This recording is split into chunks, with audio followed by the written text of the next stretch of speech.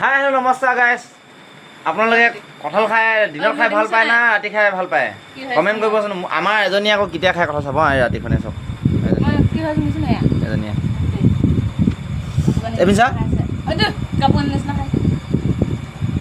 এইয়া কঁঠাল খাইছে এতিয়া ৰাতিখনে ৰাতি কঁঠাল খাই না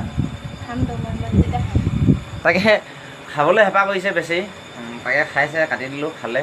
মইতো ৰাতি খাব এতিয়া নোৱাৰোঁ আৰু খাবলৈ ভাত খালোঁ। চচুৱে গৈছিল যে তাতে মাংস ভাত খাই আহিলোঁ। তাই ভাত খাই আহিও কঁঠাল লগাইছে আৰু মাংস খোপা না কঁঠাল যে মিঠাটো বেছি আছে বুলি কৈছে তাকে খাইছে আৰু কঁঠালে